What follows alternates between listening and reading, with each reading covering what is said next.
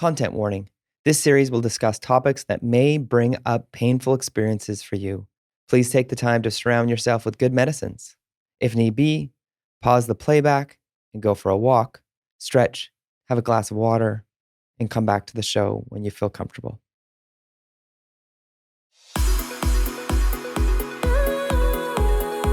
Welcome to the Métis Speaker Series. I'm your host, Darian Kovacs.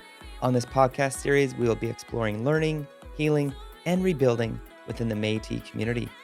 Our goal is to create awareness of and generate discussion about Métis issues, as well as how to heal from and move forward in a healthy way. We hope to reduce Métis invisibility in BC through the personal stories from our Métis community members. This show is brought to you by the Métis Nation of British Columbia and Jelly Marketing. I couldn't help myself. Welcome to another episode of the Métis Speaker Series. Phillip Gladue, thank you so much for being here. Well, thanks for inviting me to do this. And I also want to say to the Musqueam people's territory that we're on, I'm happy to be on their territory doing this for the Métis people of British Columbia. Yeah, so I'm grateful for that. Great. Tell us about growing up and learning about your language and home you grew up in. Okay, I grew up in northern Alberta, and I left in 1958 to come to BC to work. And I actually came to work to do pipeline work at Fort St. John area. And I was pretty young then. And, I left school early. And I started working. And it's brought me to BC. And I'm still here in BC because BC is a beautiful country for work. And in those days, the pay was much better than it was in Alberta. So that was my choice to come to work here. And growing up in a small town in Alberta, that was so neat. I grew up at the time when there was a lot of immigration coming in that town called High Prairie in Alberta. At that time in the late 40s, when I started school in the 40s, I went to school with a lot of Ukrainian and Polish and some German people that were immigrating to Canada at that time. And, I wouldn't say it's funny, but the good thing about me going to school at that time, I couldn't speak my language when I started school. I understood it, but I couldn't really speak very well. But I struggled for the first year. And but my whole classroom, we all struggled. Half of the classroom couldn't speak English. Wow. Because of the immigration. Yeah. They were just immigrating to Canada too, Yeah. So I would never change that because I learned so much from all those students that were in that school about a little bit about their history and language and so forth. And that's what made who I am today, learning from all nationalities of our country, what we call Canada. I grew up in a small town where we had curfew. Wow. Believe it or not, small towns in Alberta had curfew. Wow. That you had to be in your yard at 9 o'clock. Wow. And what they call a town cop, we used to call it town cop. Town policeman would patrol the little town and made sure that kids were in their yard. Wow. Can adults be out? Or is it Adults could be out. Okay. I'll give you an example, just like going to a movie. Yeah. We used to go to a movie, but we have to be back in our yard by 9 o'clock. So in those days, you could see that one movie 2 times. We couldn't do that because we had to be at home 9 o'clock. Wow. Yeah, and most of our community, it was called Moccasin Flats also. And that little town of High Prairie where the indigenous people lived in that part of the town. It was on the east side of town. Okay. Yeah. And it seems to me, most communities, I don't know about today, but in the last while of history, they always had lower class people on the east side of town. It's kind of funny thinking about it today, we have here in Vancouver, right? all those, people with less connections to anything were living in those areas. So, yeah, but the good people. People got along with different nationalities. They got along pretty good. And that is kind of my life story. And I moved on from there and working with many different types of work, construction, pipelining in the late 50s. 59, I left school and come to Fort St. John. Work in a pipeline 101. It was an American company. I could still remember the company. Dutton Williams was the contractor, the construction worker for the pipeline. So I worked there, and from there on, I got kind of hooked to BC. So I stayed around, and later on, I worked on the railroad. Nice. It's called PGE in BC here. Yeah. And that was in 59 when they changed that.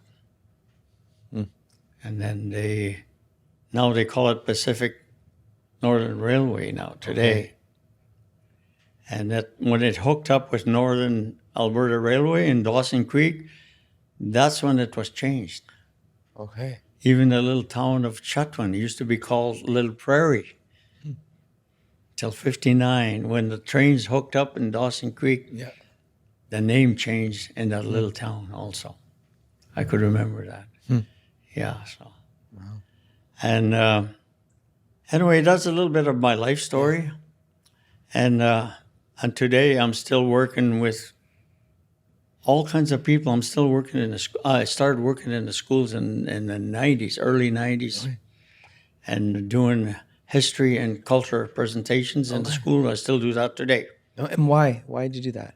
Because I wanted to share that with not only the educators. We have a program that's called Aboriginal Programs here in BC. All municipalities and communities have that program. It's only BC that has those programs. And in their curriculum, that they need to share the knowledge about the Indigenous people in the schools. So I do that. I talk about presentations about the Métis history, the best of my ability. I mostly talk about how I grew up as a Métis person. And I was supposed to do that for only 15 minutes. Wow. So I've been there probably 26 years now. Doing the same thing. So something must be interesting for the educators and the children that are learning. Wow. So I'm still doing it today. And what do you cover? What topics or what do you? I base it on the fur trade. Because when you talk about the fur trade, where the Métis came from, we wouldn't be here if it wasn't for the fur trade, the Métis people. So I talk about how that began in history here in Canada. Yeah. Put it in a very simple form. I leave the politics out of it. And I leave the religion out of it. Two things. Then, I have a good time with students. Now they're learning something that's basic, and it's something that they can connect with feelings. And they get to do a small project based on the way they traveled, the way they lived, the Métis in those days. So they get a chance to make a little replica of something stemming to that when I get done my presentation. So they have something to take with them. That's really cool. So that's been really great. I was very fortunate that fell into my lap, basically. And after I retired, what are you going to do? And this came, and I like it. Because I'm just talking about the history that I know. I hear, Rumi, you do sing as well. I sing a little bit, but not that much. But I do participate in the drumming section of our culture, our history. Because if you look at the Métis history, what makes us Métis? You had to be a First Nations grandmother in the beginning and a European father for you to be Métis today. So when I look at that, I think about my great-grandmother. My father still drummed before he passed because he brought that part of the culture in his area. Some Métis are really strong in the Indigenous side of the culture because we come from two cultures. So we need to understand both sides, and they're both good. And the religions are good, if you want to call it religion. Nothing wrong with that. But do we make a balance? Because this is a long story about, if you talk about that connection of being, I guess, identified as an Indigenous Métis person. That was left out of our Constitution and our laws. We were outlawed to practice our Indigenous side until 1982. I couldn't speak my language up front like I did here the other day, even today, to do an introduction until 1982. What does it mean to you when you hear about young people today learning Michif?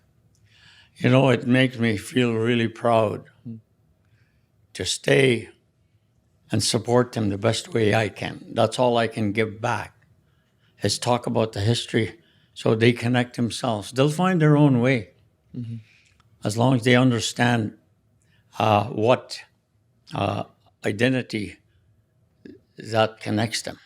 They'll find their own way. And that's what I try to do. Trying to find a way or even a story or something like that to tell them how we're connected, how we came to be Métis, first thing. We were not just made up. Yeah. There has to be a process to it because the word Métis means mixed blood. And what does that mean? So we go on to tell about it because there's an Indigenous side and there's a European side. And they're both good. So we have, sometimes they say we have a choice. For me, I acknowledge both sides because that's what I am. My blood, mixed. Yeah. And I try to talk about that with younger people. So they feel good about their own identity. Identity is a big thing in our society, in our life. It doesn't matter what nationality you come from. It's so important that we know where we come from. And before that, we were told you're this and this and that. And you're put in a box, like a little box. You belong there and there and there.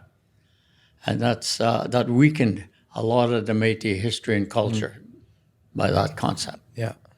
Not letting the people choose their own or even come together on both cultures that are good. But what separated that was the religion. So there's a long story about that religion. And I always say, if you want to think back about the strength of the Métis today, you have to think back to the Indigenous side. Because the grandmother, that's where we all come from, the mothers. The mothers are the key to our everyday life. It doesn't matter, again, what culture. It's the mothers that give life.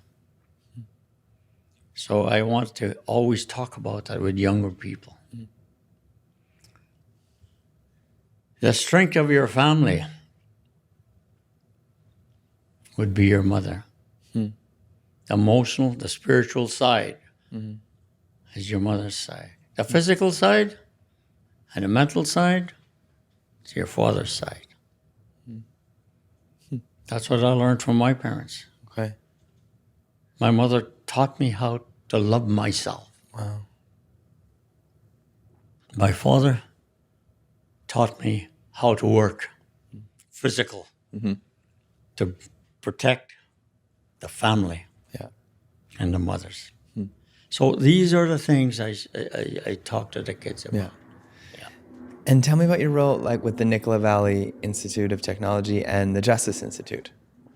Well, I'll talk about Nicola Valley first, and they were looking for elders. And a lot of our institutions here in the Lower Mainland and in the West Coast area today, because we come from different walks of life, even Indigenous people coming from different areas, and we have children, we have people living in our communities that are pretty much, we have a mixture. A lot of Indigenous people, and some of the values are not quite the same, but they're very similar. And I always say, what makes it different? Our environment makes it different. Depending where you grew up, your culture will be based on your environment, where you grew up, different animals, and so forth. Your food, different. It doesn't matter what culture, depending where you come from. And because that's what starts to connect you. Yeah. And so I talk about those things. So it's simple to understand. Yeah. Our environment makes a difference where we come from. Even the language. We have different dialects. Yeah. Different languages, not only Indigenous. Yeah. Throughout the world. Which Midshift dialect do you speak? What they're calling it today is the Northern Cree. Okay. The Northern Midshift. Yes. And I speak the Cree language mixed with a little French, Okay, yeah. So I grew up like that, Okay. There's a lot across Canada based on that language. Yeah. Probably the fur trading time in the northern part of Canada. There were trappers, hunters. You go on the southern side, you can draw a line across the country. The southern side, a lot of the Indigenous people were assimilated. They become farmers. They become educators, stuff like that. But the ones that speak, and they lost their language because they assimilated. When you assimilate, what you're doing is throwing your language away. That's not really who you are now. No. Because you're learning a different language, learning how to live differently. Yeah. So that's what I call assimilation. Yeah. But, today, that's widespread. Yeah. Because of our history in Canada. This wasn't intact. We were disconnected from our own identities. Now today, we're talking about it more and more and more and more. To look back at our history, the true history, not the one that's been written by some scholars or politicians. Yeah. Wow. Today, we're using the people that actually lived it to talk about what that looks like. Yeah. So, and that's what I'm trying to do to support that. It's amazing. To different education. And my belief system is it needs to go to the schools. Yeah. At the early age, not only for Indigenous, but all children to understand the history of our country, what we call Canada. Yeah. The truth. Yeah. Then also it needs to go to the justice system. Let's look at that. And that's where you are now. I support the programs there. Yeah. At Justice Institute and they train police and. Well, yes, the whole institute is turning their idea of the visualizing the history. Yeah. It's slowly coming. Things are changing. Okay. So I see some good things coming out of there, but the only thing that's hard, you can't just go straight to it and change stuff. Yeah. You need people involved, people of our country. And in order to do that, it's going to take some time. Yeah.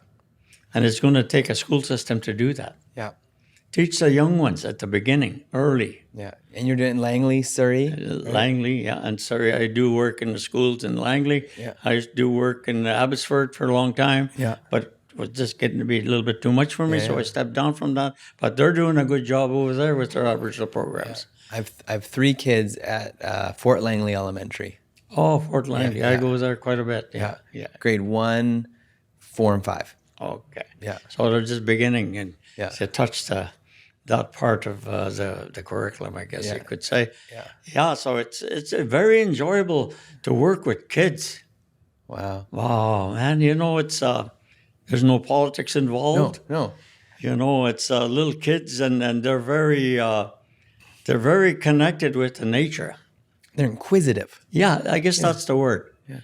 Yeah, they're just like a little sponge, they call it. Yeah. And they ask these questions, and and the questions that they ask from it is they're very what would you say? It's common sense. Yeah. And unfiltered. Yeah. Yeah. Yeah, and they get to the point. That's great.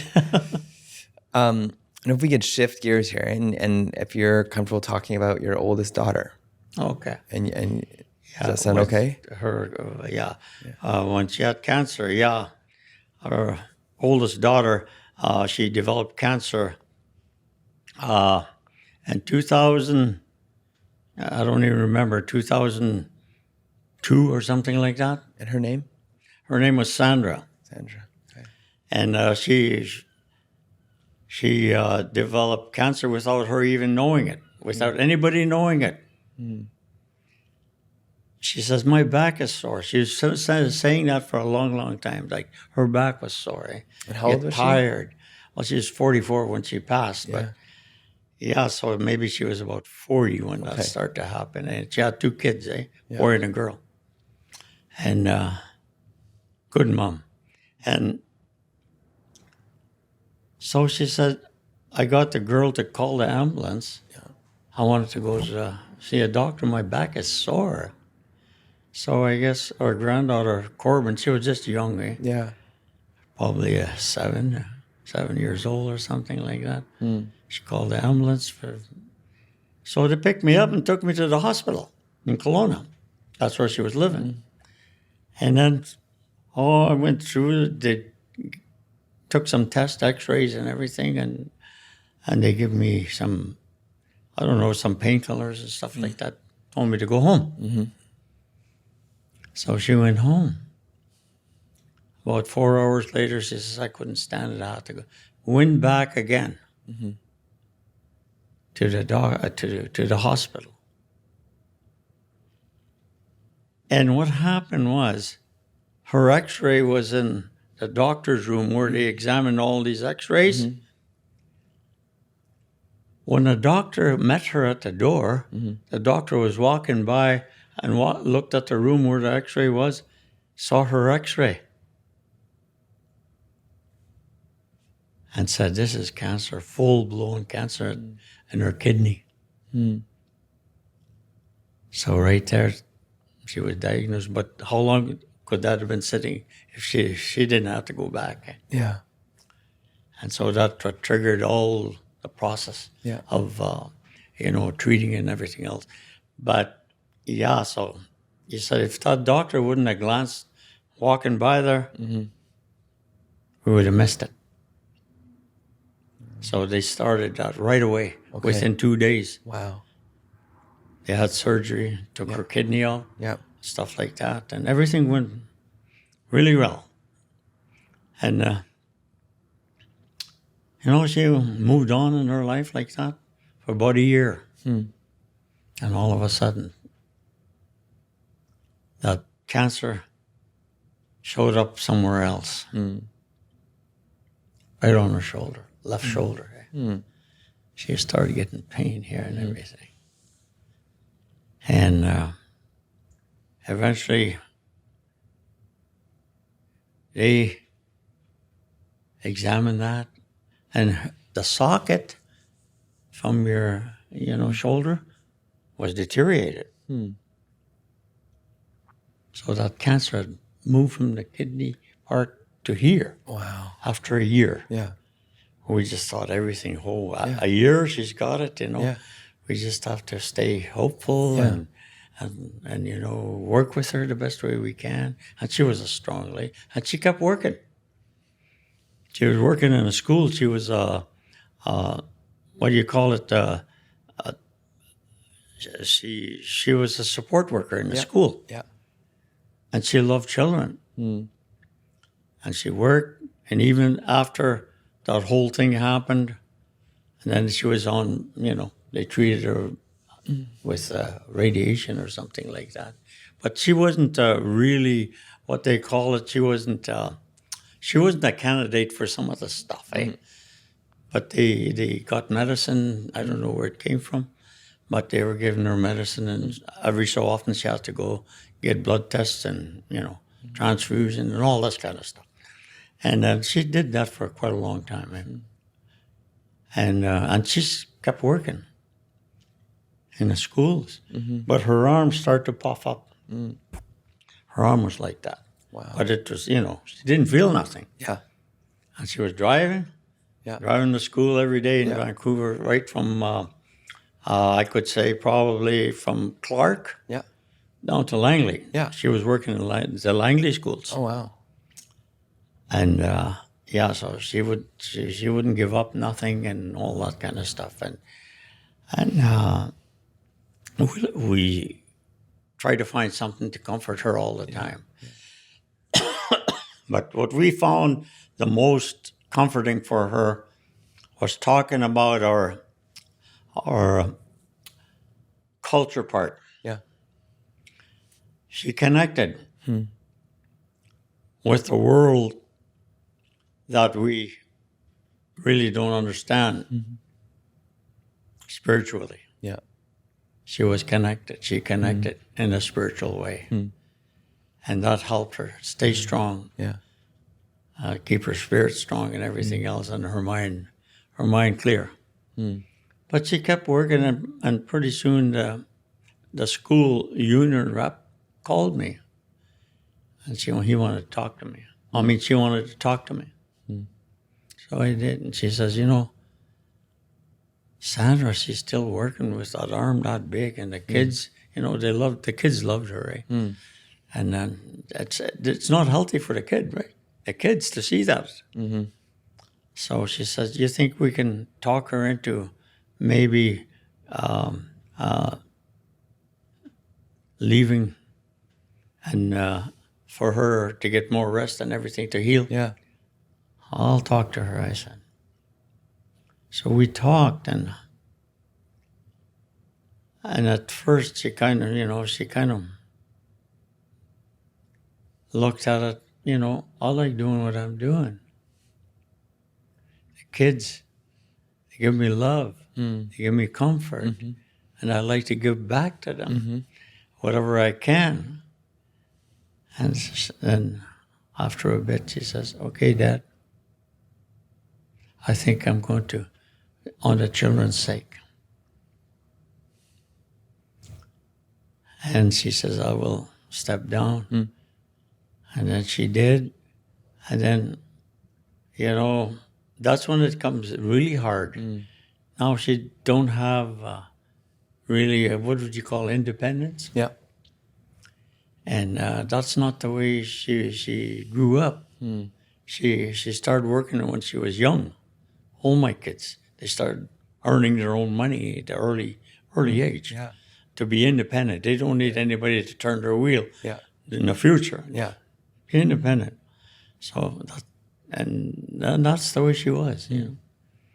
And eventually I watch her slowly going down, and that's not easy to watch your daughter every day and the strength that she had going down and all that. So we kept our culture component, I guess, belief, faith. Yeah.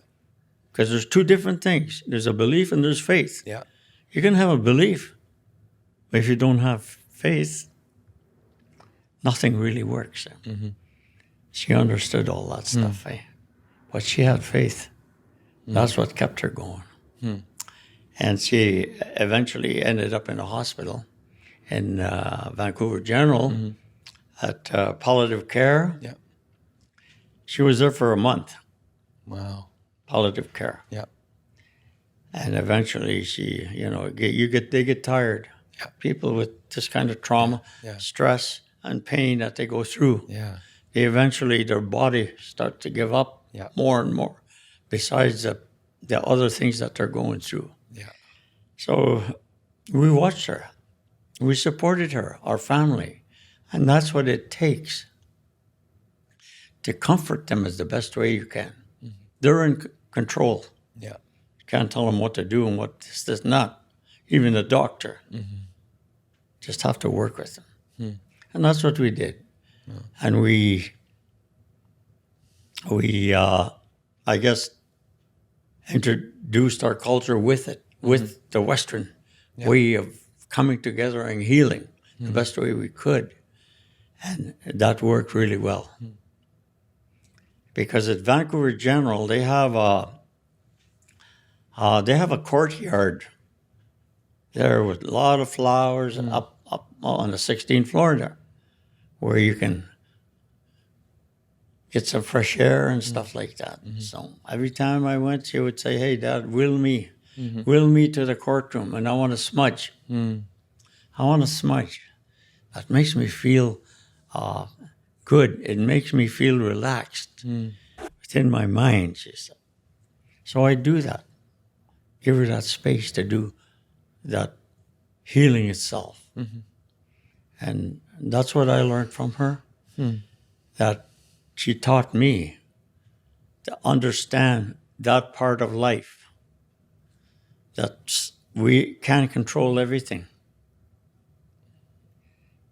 But we have to sometimes trust the process. Especially when the time comes before we go to the other side. Mm-hmm. And she prepared herself. She wasn't scared. But she was very thoughtful of the family, what she saw, what we were going through, watching her. She said that made her feel sad. That was a different battle that she was battling also, besides the cancer. Yeah. Watching your friends, your family, you know, you could see the pain within that area. So she was sharing that with me. Yeah. But she says, you know, I'm ready to go. Yeah. And I'm happy that I'm going. Wow. She didn't have no regrets of anything, feeling guilty about anything. Yeah. And I knew she's connected. Yeah. She was connected. So we just waited, and when the time came, and we just slowly let her go. Help her get to the other side, to the spirit world, not to hold her back. Yeah. And, you know, have that grieving. Yeah. Because to me, grieving is you're holding that back. Let it go naturally. You can't stop it. Yeah. Only the Creator or God. Leave that to the Creator or God. And you feel relieved, right? This is a journey we're all going to be going through. Yeah. So we learn from our friends and families that go through all these things, if they're connected. If they're connected. A lot of them have fear. They don't want to die because they're disconnected. So what does this conference mean to you, being here and hearing stories and connecting with people? For this conference, what it means to me is that I'm really happy about it's taking place. Yeah. Because I think it's a long time coming. Yeah. Not only for the Métis, but for all people in general. We don't talk about these things. We weren't taught to talk about or even acknowledge the fact that we're going to die one day.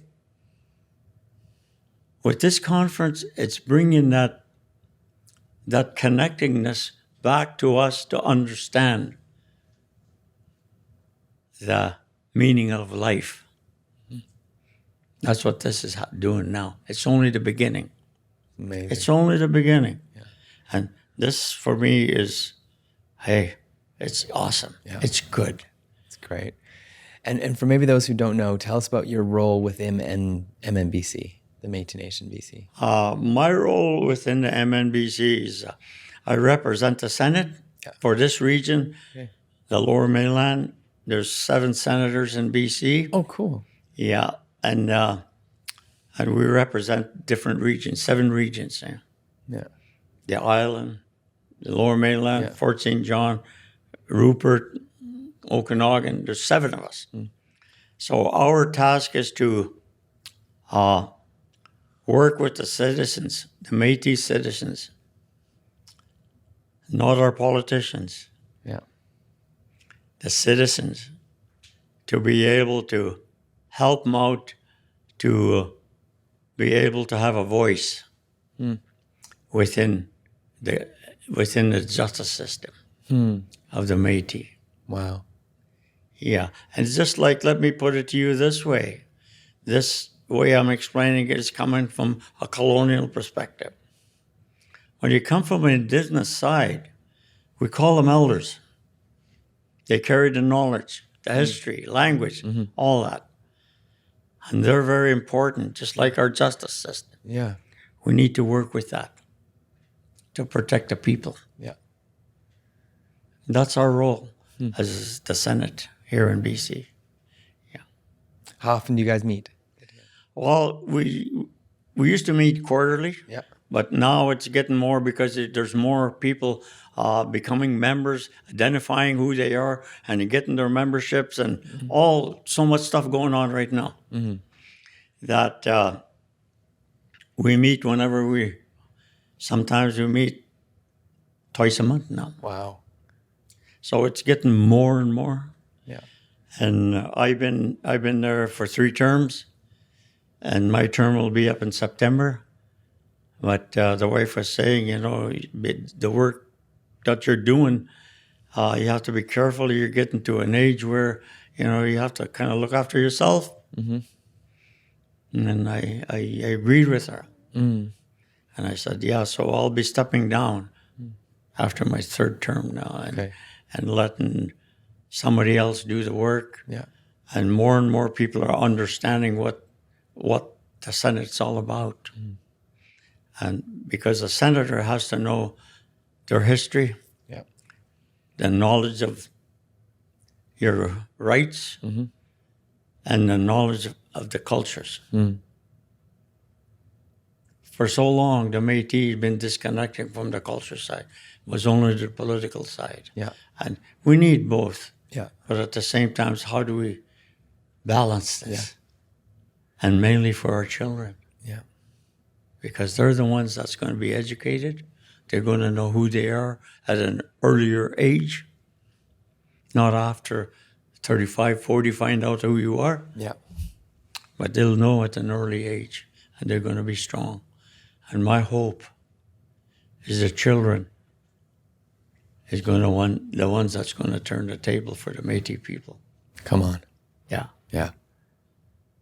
That's amazing. Anything else you want to leave with listeners and viewers?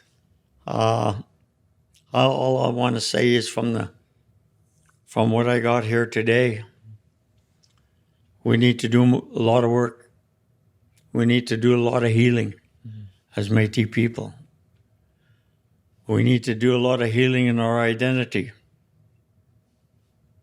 and our role as people in our communities. And that's what I see starting to connect today and yesterday. And, it just makes me feel good because that's what's going to bring us all together. Not only Métis, but the rest of the people that we work with to understand who we are. And that's awesome. It's really awesome. Yeah. Thank you for being here. Well, I want to thank you for inviting me to say a little bit of what I think is good for all of us. Do you want to close off with anything in Michif? Well, I could say a few words. And in the language that I speak, is mostly Cree, the Northern Cree. And I want to say a few words before I close off. Ana mi waitin o mo tahanot e pipi tuian e pia tota manoma Tandi o tohtia. E wa tandi ka wi tohtia. Joasam snawak. Kahkio. Wistawao o tatohtngito. E wa kahkeki goyo tinigan. Aja tas siitoskatama. Siitoskatoja. Kojasko tinigan. Imiosek. Kapmaatsa honno. Tawapahtama. Eksanma. Thank you. Me good. Merci. Kenas komt now. Thank you. Thank you. Thank you for being here. Thank you for joining us on this week's Métis Speaker Series. Hope to see you next episode. Elder, Phillip Gladue, thank you. Merci. This has been the Métis Speaker Series podcast. I'm Darian Kovacs. Thanks to Métis Nation BC for making this possible. You can listen to all of our episodes, learn more about the podcast, and sign up to the Métis Nation of BC newsletter to stay up to date on Métis news at métispodcastseries.ca. You can find out more about the music we're playing by Love Life by visiting SoundCloud at soundcloud.com/lovelifeofficial, LUVLYF official, and link in the show notes for your convenience. Follow us on Apple Podcasts, Spotify, or your favorite podcast listening device. See you again soon. Mina Kawapa Mitten. Thank you. Marci for listening.